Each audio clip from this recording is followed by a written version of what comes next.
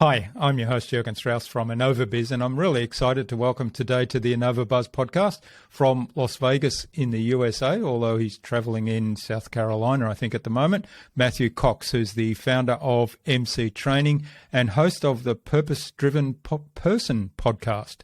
Lots of P's in that. Welcome to the InnovaBuzz podcast, Matthew. It's a great privilege to have you as my guest. Thank you. I appreciate it. Yeah, I'm excited. Now, you were saying you're doing some training right now. You do a lot of training with individuals, with small business owners, as well as corporations, primarily talking about finding their bigger purpose. And you've got books published, including The Courage to Learn Differently, Purpose-Driven Person, and Mastering Simplicity, I think is the latest one. Now, before we start talking about all those things, particularly I'm fascinated by this whole idea of being purpose-driven. What's the impact you're making in the world? Oh, well, thank you for asking. Yeah, so, it's been a journey. I started my journey. I'll just give you the 2-second elevator pitch on it. It's, I started doing this, since in my early ages. I started out just helping people, mostly in the youth area. I started helping kids that were at risk, really struggling, having a hard time. And it was when in my I started at 19, 20, and it just kind of drove my purpose. But I think it was when I was in high school. I was that kid that struggled in school. I still currently read at a 4th grade level. I didn't like school. I'd always was the one skipping school or hiding behind the school, and when it was a test day, or telling my mom I was sick. Trying to get out of school when there was something going on that I didn't want to be there. So that's where I think it started. I remember sitting there in my senior or my sophomore year in the States. They have the 11th and 12th grade. And I really sat on the steps once after failing a test for the 100th time. And I just didn't want kids or anybody to feel the way I was. I think that's when my journey began. I had a huge shift. And I grew up in a small town, and I had 7 brothers and sisters, and later on we added 5 more steps, so we now have 12 altogether in our family. So it just came from a big family. Oh, wow. And I think those experiences kind of added up to where my purpose-driven journey began, is just being that kid that struggled back long time ago. So it was really tough. So learning's always been tough for me. And that's where I think that's what the journey started. In the other side of the coin is now I love to learn, and I read a book a month, and it's beauty because I listen to a book a month. For the listeners to understand that, it's beautiful to have Audible. Yeah. Yeah. Well, I'm certainly a fan of the audio book. I didn't have those experiences that you had, and never really could say that I had difficulty learning. In fact, it always came naturally, and yet I still prefer audio books today. It's just, I think it's just a convenient way to consume. So when did you find that transition, that it wasn't that you had difficulty learning, it was just that you learned differently to what the system was the way the system was trying to teach? When did that click into place and you thought, okay, wow, I can actually learn stuff and this is fun learning? Yeah, that's a good question. I think it hit in my college time. Actually, senior year, I had a teacher tell me that I would never graduate high school. And I made it. And I remember sitting in college, when I started my college career, I didn't do too well, because I was playing soccer and I forgot to go to class. And because I loved soccer, I grew up playing it. And it was when I was sitting there in math, because I just couldn't pass math in my first year of college. And in that college, you had the test, and they gave this, it's like an aptitude test where you should fit when it came to math. And they placed me in the lowest math there was at that college because I did terrible. And so I did it. I went through it. I flunked it 7 times. I couldn't get through it. That's how many times. I mean, I could have been a career student. And I remember where somebody set me down and kind of guided me. So it was the shift of learning differently, because I knew I didn't learn it the same as everybody. I couldn't go into a normal class. And so I started interviewing all the math teachers.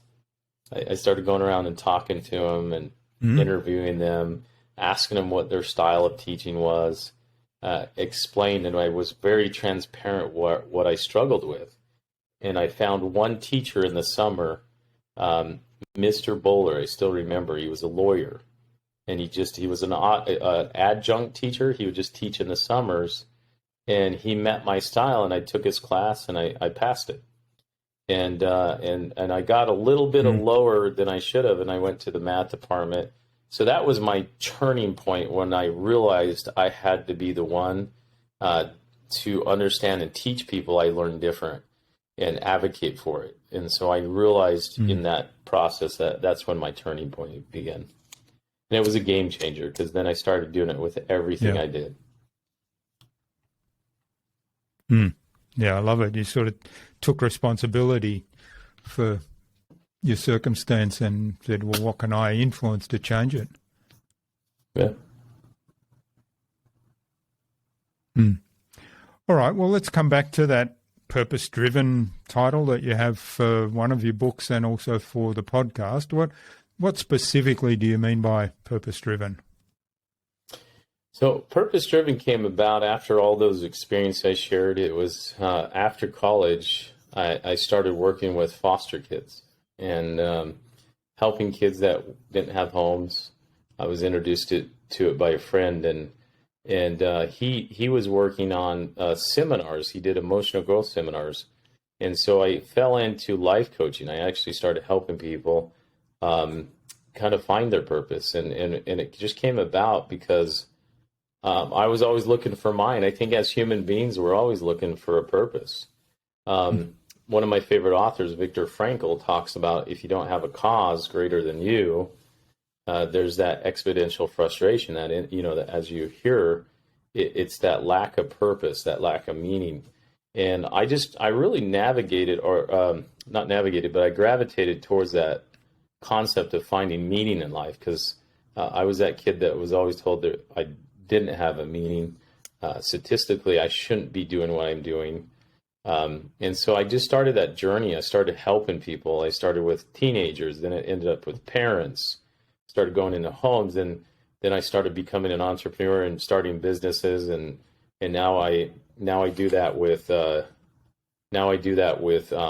executive directors and entrepreneurs. And it was just it's been this journey, helping them find their purpose, because a lot of times we either lose our purpose or we burn out on our purpose. And so it's really interesting when it comes to finding purpose. So that's kind of the journey. It just slowly worked in, and it's just been my go-to formula in life, purpose-driven. You have to find something that you love to do, love the people you work with, and love getting out of bed every day. Yes, powerful words. There's a couple of things you mentioned there that I'd love to explore some more. One is the finding of the purpose. So there's a lot written and spoken about finding your why, and there's Simon Sinek's book, of course. And I'm always curious about this idea of finding. So there's a purpose out there for everybody, and you just have to uncover it. Is that the way you see it, or is it more a case of just bringing people to a point where they're motivated to do something? I think it's a combination of both, but I think it goes with Simon, and I think it is everybody has a purpose, and but it's also looking at guiding them and giving them the tools to open the door, because some people, just being in the industry I've been, dealing with mental health issues and working with people that are on their, really on the low of lows. I love Glosser. Glosser was a theorist on reality therapy. reality therapy, it goes along with Simon's information, trying to find your why. But if I'm depressed and I need to get up and I got to do something, reality therapy says, get up and go do it. We can talk about it all the time. We can vent about it. Because really, statistically, again, I go back to that. As a kid with what I've dealt with, I should be depressed. I should be not doing anything. But what I found to get to that why is get up and get busy, make a lot of mistakes and make a lot of movement, because failure is a good thing. So I think that's where Simon's going with it, that everybody does have their why. This is I call it my calling in life, helping kids at risk, helping families with mental health or in crisis, or even helping entrepreneurs run their business better. So I think it goes along with what you're saying there is, Simon talks about what is your why, but I add a little bit piece, one more piece to it, is what is the motivation to get there, and how do you get over the fear to get your purpose and why? Does that make sense? Yeah, it does. And you touched on something there also that I think is really important in that to explore, and perhaps for a lot of people to reframe, and that's failure is a good thing. And as a scientist, I mean, I still worry about failure and worry about getting things wrong. But at the same time, I often remind myself, hey, I'm a scientist. It's basically the scientific method is postulate an outcome, run an experiment, see if that postulate was correct. If it wasn't correct, then it's simply another piece of data, and you adjust your next experiment, maybe adjust your postulate and do it again until you succeed. So you perfect it. Yep. Yeah. The other thing you mentioned there that I'd love to get you to expand on a little bit more was the idea of the passion burnout. Yeah, passion burnout. I've seen it a lot in executives. As I work with CEOs or people that own businesses, even myself, I've ran several businesses over the years. I've sold very, very big businesses, from all the way small to selling off businesses at the amount of 19 million and having tons of employees. So me as an entrepreneur, a lot of times passion burnout, even though it's my passion, I can burn out very quickly. I can hit walls. And a lot of times as CEOs or entrepreneurs, I call our entrepreneurs visionaries. As the visionary, like Walt Disney, he's a great story of passion burnout. He never got to see the finished product of what he was trying to build when it came to his whole vision, because it eventually took his life from just not taking care of himself. And he's a visionary. He is a good example. And there's many others that went for us. And experiencing passion burnout is just, if you're constantly having the bow and arrow stretched so tight, eventually it's going to snap. And so what I try to teach CEOs is you have to take a break. It's okay to be purpose driven, but be purpose driven and be balanced at the same time. Because if it's your family, if it's your animals. So a lot of times when I work with CEOs, I try to get them not to be workaholics, because everybody's been there. I'm guilty. And I think I found more joy in my business when, even though it was making a lot of money and it was doing well, it wasn't satisfying because I was so tired all the time. And I didn't get to enjoy my kids. I didn't get to enjoy everybody. And so what I do is help them reconnect to why they're doing it. Because I think the biggest CEOs, I've worked with CEOs, Fortune 500, really big CEOs, and they're just the most unhappy individuals ever. But they have a lot of money, but they don't have purpose, if that makes sense. They've already hit all the things they could, and now they're burnt out. So then we reconnect to their passion. And that's what I deem passion burnout is you make every goal there is, and you're not constantly moving, and you're not constantly having that balance. You have to have that balance.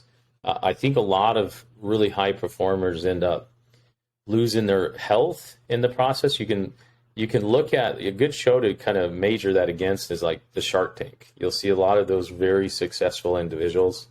I've met a few of them, and they could be overweight, unhealthy, and underneath, but on the outside they look very well. It doesn't mean that everything is all good, and so money doesn't mean happiness, if that makes sense. So I always start there. How do we reconnect while you're doing it?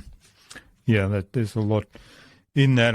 Makes a lot of sense, and it reminded me of some conversations I've had where people have talked about achieving their goals. They achieve their goals, and then it's kind of like, first of all, they don't take a moment to celebrate that achievement.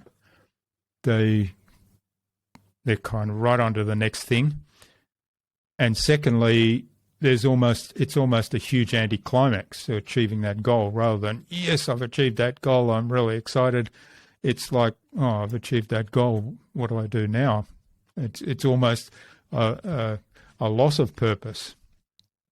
Yeah, there is a loss, because you can achieve all your goals, but it's not the means to the end of the goal. It's what's next. Like Tony Robbins talks about that. A lot of the big gurus.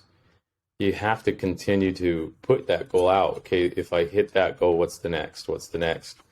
But it's not just in business. I think a lot of times as high performers, we get into that. That's how we define ourselves. I just told a group today I was training, I says, hey, a job or a career or even a business is not what defines you. It's who you are. It's just what you do. It's not who you are. I am a mental health worker. I'm an entrepreneur, but I'm also a Matthew, and I'm a father, and I'm a husband first. That's what defines me. And then I do all those things on the side. And I think a lot of entrepreneurs, like good examples, they just get into, I got to make money, and money's okay. You can make it, but don't make it the high motivator. Going back to Viktor Frankl, the cause gets to be greater than what you're doing, and then the money follows.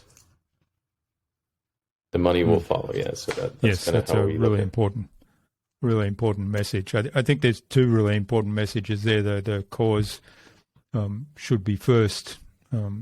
Yes. Solving someone's problem usually should be first, and the money will follow. The other one there, I think, is that identity. If we're so focused on our identity is this project being successful, or this work being successful, or me making a lot of money in this job or this business, and that doesn't happen, then suddenly I've got an identity crisis, right? I've lost my identity. Whereas that's really what, as you said, that's what you do. Your identity is something quite different. Yeah. You can always start over. That's something us entrepreneurs or people, it's not the end of the world. You're going to have ups and downs. I always tell people, if you want leadership or if you want to become a business owner, I always had people come in and say, hey, I want you to coach me how to do this. I see what you have. I see the aftermath of it. But the problem is they don't see what we went through to get there, right? They only see maybe you're driving a nice car, maybe you have a nice house. And we've all been there. I remember seeing very successful people saying, hey, that's got to be easy to get there, right? But then when you sit down and actually interview them, I'm telling you, all the sleepless nights, all the worry, it can take somebody down very quickly. And so you have to have a lot of grit and resilience when it comes to being a high performer or an entrepreneur. Yes, that's a really important message. And I think often the sales or the promotional messages from those people simply highlights all the positive part, and they don't share their hurdles that they overcame along the way, which would be actually pretty valuable to share, particularly, what risks did you face and how did you overcome those risks? Because I think there's lots of lessons in that.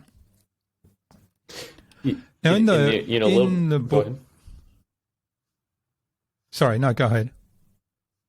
I was just going to add to that too. When we talk about that section, I think it's hard for new entrepreneurs coming into this new age. You get a lot of Facebook entrepreneurs, YouTube entrepreneurs, those kind of nostalgia ones that sell a promise for these ones coming up. And it's funny, you can call yourself an entrepreneur, but then I always ask those young ones, what have they entrepreneured? What struggles have they went through? They haven't went through certain things. They might have had some similar struggles, but I always just caution, be careful what you buy and be careful who you be coached by. Yes, it's worth looking behind the curtain, isn't it? Yes. Now, in your work on the Courage to Lead Differently, you talk quite a lot about creating human quality in the workspace, managing by values, and the CEO, I guess, as the keeper of culture. So tell us a little bit more about what do you mean by those terms, particularly that creating that human quality in the workspace?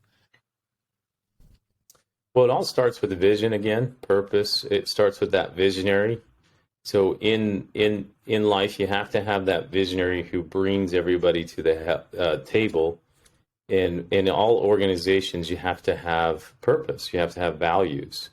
And so a lot of times what a lot of companies will do, and I was just, one of my clients I'm currently working with, he had big vision, big contractor making pretty good money, but he forgot to go back and create that value-based company, doing really well, and then going back as a visionary, because sometimes us visionaries are very good. Visionaries, a definition is they'll have about 20 good ideas, only 20 ideas, only 3 good ones, because as visionaries, we're very idea-driven. And so we have to have an operator, somebody that brings it down to the ground.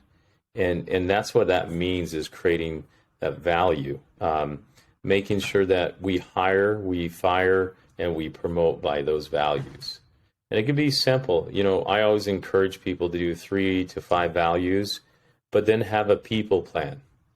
Because I think most organizations will come into it, it gets a little messy, so some chaos will occur.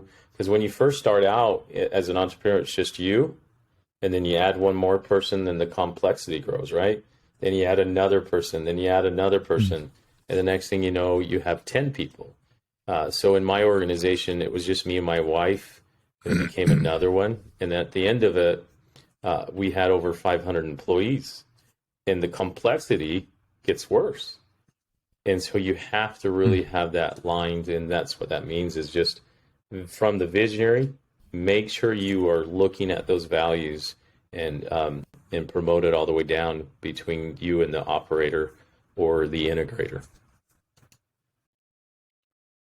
So as you were growing your business so rapidly, how did you keep that culture consistent, alive, and make sure everybody was on board and acting in accordance with that culture? Wow, that's a loaded question. I can give you a really fancy answer or make up something, but I'm going to just tell you it was hard. It was tough because when I was an early entrepreneur, I sucked at it. I really did. I almost sunk my first business because of that concept, the culture, keeping the culture. And I think as I'm now older, because I started when I was in my 20s, so now I'm in my late 40s, I've got a little wiser. So when I say keep the culture now, it has to be a top of the minds, because back then, when I was younger, I didn't get it. I thought it was just being nice to everybody, making sure they're taken care of. But I forgot the one piece of keeping culture is an accountability piece. It's, hey, I really respect you as a human being, but we have to have accountability in the organization. But we also have to have roles clear and expectations clear. And that's part of the culture, is accountability. So a lot of times young entrepreneurs miss that. They think, hey, it's fun to have a business. And I think I fell in the trap of that. And I forgot, and it's not I didn't forget, because I have an MBA degree. I did finish college. I got through it with the skin of my teeth, but what they taught in my MBA is not reality. It's not reality. They left me with a big, huge student loan, but it didn't prepare me to run a business. It didn't prepare me for it. And so to answer that, I think to keep the culture, what I learned at a young age, if I was to tell my young self again, I'd say hold everybody accountable, still be kind, but then follow up and fire quickly and hire slowly. And then make sure that they fit the culture to begin with, and then have that. So now what I do in keeping the culture is I have my 5 core values. And when I interview by those 5 core values. So that's how I keep it now. And if I don't see you living those values, I let you go very quickly. So it's a game changer. Because in the past, I had a lot of unhealthy employees that almost hurt the business. So that would be how to keep the culture in a long kind of way, because it's that's a fun question, by the way, because there's no beautiful answer with it, because I think most entrepreneurs end up hurting their organizations. I think though you raise a couple of really important points there. Is first of all being really clear about what are the core values, the really non-negotiable core values, and if you can narrow those down to such a tight group like you have, and then bringing people on for matching those values and asking in the interview about those. So I know I like to do that as well, and I like to ask people to give me an example of how you behaved in a situation where those values might be displayed, and then I can tell, okay, well, first of all, I can usually tell if they're trying to paint a rosy picture for me because they want to impress me, or if they're being honest, being authentic. And secondly, I can tell, okay, they've acted in this way in that particular situation, therefore they are or they are not a match for our culture. I agree. Yeah, value-based interviewing is so important. I think, like you mentioned, I think a good spot of that is just really setting those questions. So we do in our organization, we usually have a panel. If it's a big position, if it's an executive position, then the panel will interview them with the values in mind, so that the questions are designed, like you said, to ask value-based questions.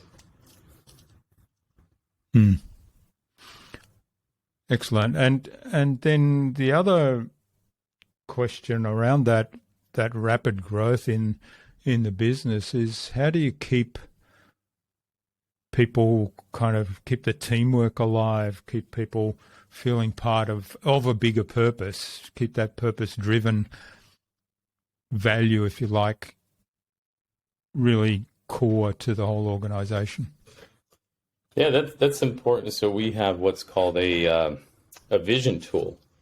So a tool that kind of helps you get your values in place, get some people, I call it a vision tool, but some people call it SWOT analysis, or your strategic plan. But we take that plan, but we also I've kind of adapted from other systems, like a system called EOS. I like that one. So you have to have a system in place. You got to have an operating system. So one of the pieces we use to keep that value in place is we take that plan, we take everything every quarter when we meet as executives. Then as the visionary, I go to the rest of the organization and call the state of the company, right? Where are we at?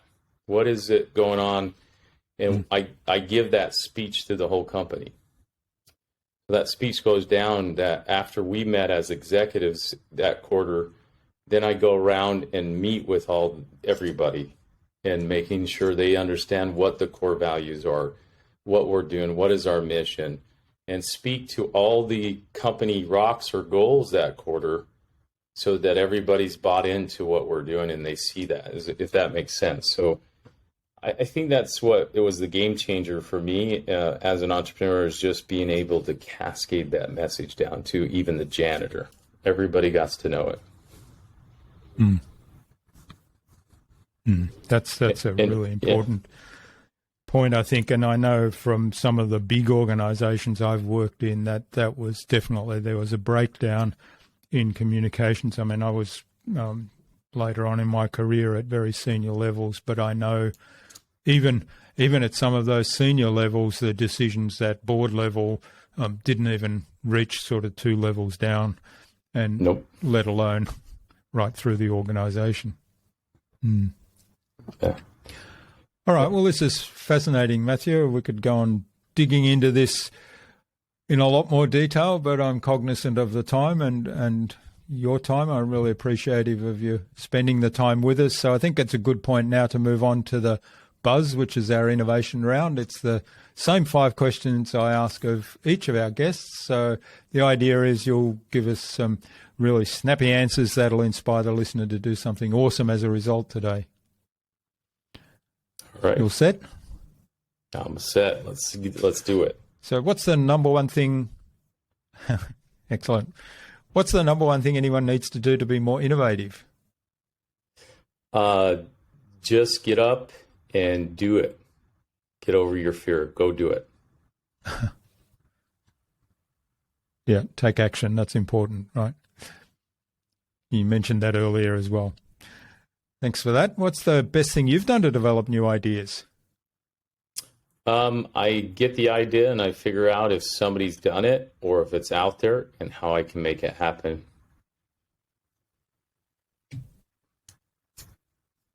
Okay, so And focus on action again, right? Yep. And then I have a little book with me that I write all my ideas down every day. Excellent. Yeah, keep track of them. It's interesting, isn't it? Because we have lots of ideas, and then I hear this so often, and I've said it quite a lot myself. You see something that's been implemented that's a success, and you say, "Oh, I thought of that ages ago." But first of all, it's not documented anywhere. Secondly, you didn't take the action as those people did that actually put it in place. Yeah. All right. Do you have a favorite resource you use a lot? Yeah, I use Audible, and then I use my coach. So a coach needs a coach. So I have a mentor that I've asked to help me mentor. I got lots of good mentors around me that have done it before me and are way more successful. That's my resources. Yeah. Excellent. Yeah. And Audible's fantastic, isn't it? As I said earlier, I'm a big fan of listening to audiobooks as well. All right. Now, what's the best way to keep a client on track? Holding them accountable by giving them assignments and making sure they do it and you don't do it for them. I always tell my clients, I can help you to the finish line, but I can't do it for you. But I promise them if they'll do the work, they'll get the results. It's just like going to the gym. If you want it, you got to put in the time. So I make them use their calendar. It's amazing that a lot of people don't use their calendar. Yeah. So how do you do that? You set times aside to work on tasks, or just I teach them blocking. Deadlines in the calendar. Teach them blocking, and I teach them also. We go through and talk about their time wasters, Netflix, whatever's wasting their time, because everybody can get it done. They just waste their time. Yeah, keeping them focused, bringing them back to their purpose. Correct. Yeah. Excellent. All right, and what's the number one thing anyone can do to differentiate themselves?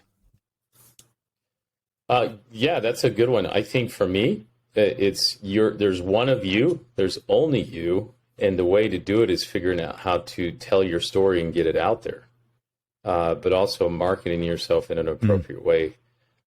Be honest, don't overdo it. Be genuine. I think everybody likes to connect if you're genuine and sincere. Don't be a car salesman. No offense to car salesmen. They're good people. But what I mean is don't hype it, don't over exaggerate it, and you'll do well. I think that's what I've learned in marketing. Be genuine. Yes, great advice. And I love each of us is unique in our own way. So own that, be aware of what that is, and share your story authentically. Correct. Love it. All right. Thanks, Matthew. This has been fantastic. Now, where can people find out more about you, listen to your podcasts, get a hold of your books, and maybe even reach out and say thanks for what you've shared today? Yeah, you can go to mctraining.us. That's my website, or MatthewLelandCox.com, or at Matthew@mctraining.com, or US is my email, or go to my LinkedIn page, Matthew Leland Cox, and you can find me there as well. Love to hear from you if I can help you any way in getting your team to move from chaos to organization, and just calming the storm. That's what we're here to do for you. Excellent. All right. We'll certainly include those links in the show notes. Now, what action would you like our listener to take away from our conversation today? Just, if you're an entrepreneur, if you're a leader, if you're somebody not even in that space and you want to just have a healthy and productive life, is find a purpose, be driven, find your why. It can be just being a good mom, it can be being a good dad, it can be just being a good individual in your profession. Be the best you can be and show up, and don't be a victim to that circumstance, because one short bus kid to another, or just a kid that struggled, I never used it as an excuse. I showed up and was the hardest one working in the room. Be the hardest one working in the room, and good things will happen. People will notice. You never know who's watching. I think that's where my opportunity started, is that somebody noticed me because I didn't care who was in the room, and they gave me that opportunity. Yeah, wonderful advice and great call to action. Thanks for that. And finally, Matthew, who else should we get on the show, and why? I think you should get Rusty Burnside. He's on LinkedIn. He's a great coach, cowboy wisdom. He's a cowboy, true and true. He's done a good job. He's a consultant. He helps a lot of individuals. But you just love his cowboy sense of humor as well. He just tells you how it is. He's a Maxwell coach as well. He's just a good at roundabout individual. Excellent. Well, we'll get an introduction to Rusty from you and reach out to him and bring him on the show as well. So looking forward to that. Sounds good. Thanks so much for your time and your insights today, Matthew. I've really enjoyed our conversation, really had a lot of fun, and there's lots of gold nuggets in there for our listener to take away as well. So thanks for that. All the best for the future, and please do stay in touch. Sounds good. Thank you so much.